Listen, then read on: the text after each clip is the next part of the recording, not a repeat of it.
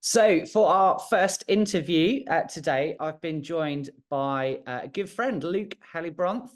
You might have heard of Luke. He grew up in Norfolk, actually now lives in California in the USA. Luke is a worship leader and songwriter, formerly at HTB and part of the Worship Central crowd, where he worked closely with the likes of Tim Hughes and Ben Cantillon. And he's also written a number of popular songs, including Awesome Is He, which we sing, and Spirit Break Out. So it's so good to have you, Luke. Great to be here. Thanks for having me.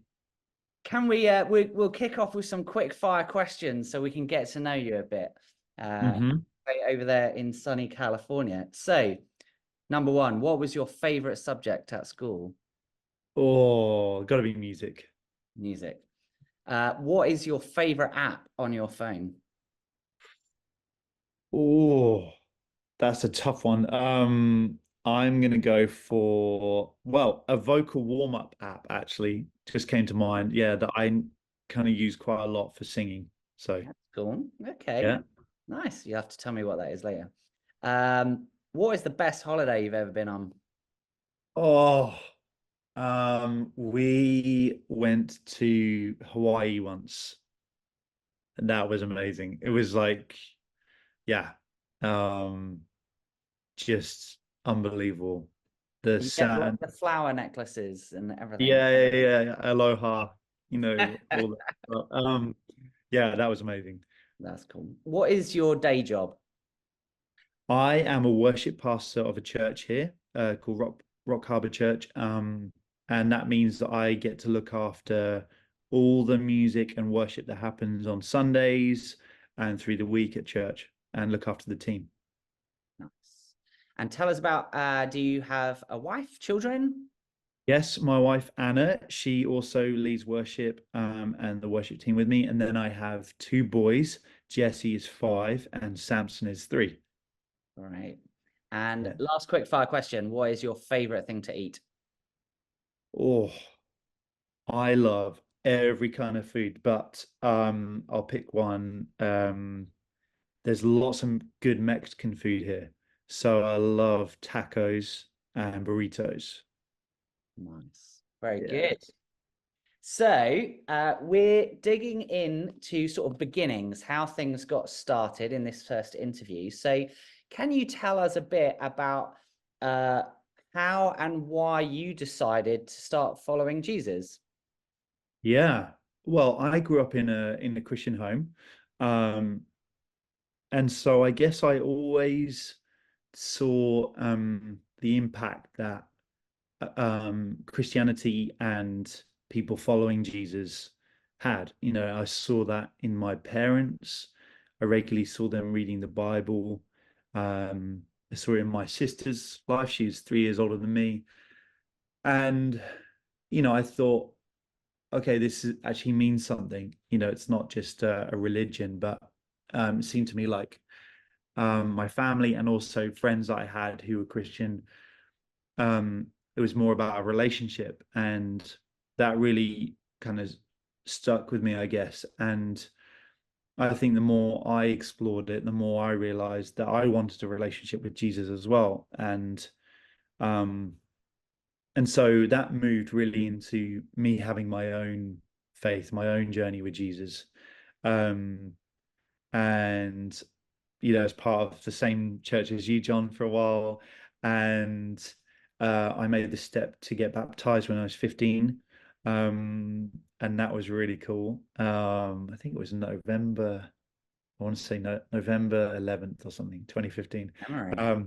I've got it written in the Bible somewhere, that was presented to me. But yeah, that was a key moment for me as well, where I made the choice to leave my old life behind and to be baptized into new life with Jesus and be filled with the Holy Spirit. And that was a key moment for me. And then from then on, I think I was surrounded by great people, great youth leaders like John and a guy called Dan and Andy, who would, show me things, teach me things about Jesus and the Bible. And yeah, from there on, I think my faith became real to me. I understood that Jesus was walking with me, that he loved me, that he wanted to help me through life and show me things and use me as well, to help and love others. So that was like I guess a snapshot of Yeah. my journey, and my faith just grew from there, really.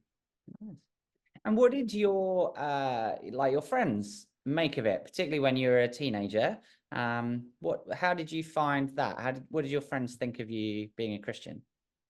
Yeah, it's there were some really good moments and I think some really hard moments as well. I think Jesus often talks about that, following him is not easy. And I definitely experienced that at school. Sometimes I would try and talk to my friends about Jesus or try and stand up against something that I didn't think was right.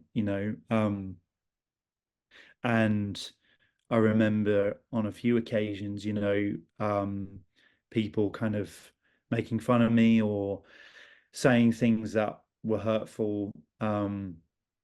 But also, I think sometimes, I was able to show the love of Jesus to people, even without necessarily like always saying that it was because I was a follower of Jesus.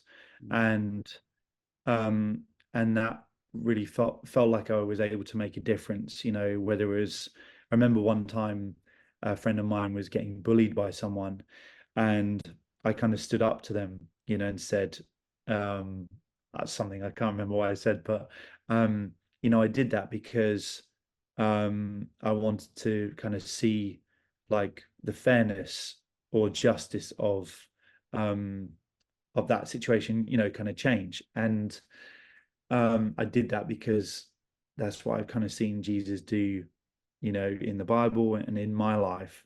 And I think there's lots of times where you can just kind of show the love of Jesus without necessarily like always talking about it and getting kind of, I don't know, ridiculed or like bullied because of that. And so, yeah, I don't know. It was a mixture of really good and difficult as well.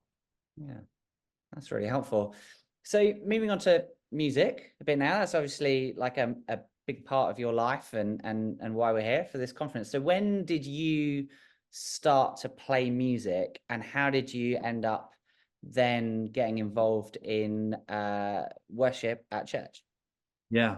Well, I just want to say when John invited me to do this interview, I thought, oh yes, I'd love to do this because um this is like my own story. This is, what I can so relate to this, and so all you guys listening to this, I just want to say to you, like, this is amazing what you're doing. And it's something that we're constantly trying to do is like just give young people opportunity to like worship God through music and serve the church through that. And so it's just amazing that you're doing it.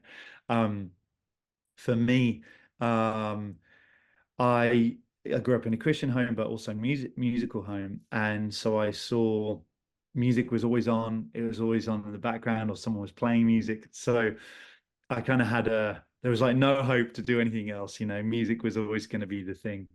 Um, but that grew in me like a real love for it, and um, yeah, I started playing violin when I was 5, and then I moved to playing guitar when I was 12. I had lessons, and I got really into guitar. And I loved playing like blues and jazz and rock and all these things. Um, and yeah, I started playing on the worship team at the same time that I was at this church with John.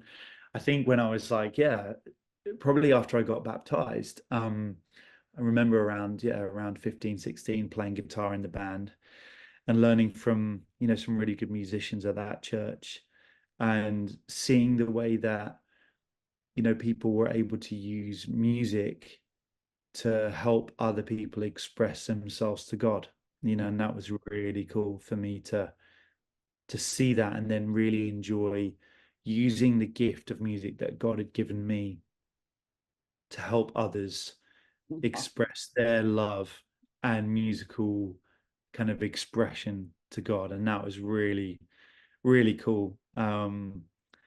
And yeah, I think from then on, I just fell in love with the idea of doing that. And I think I've understood more and more over the years of like what a gift music is, and how God has given us this to experience more of him, more of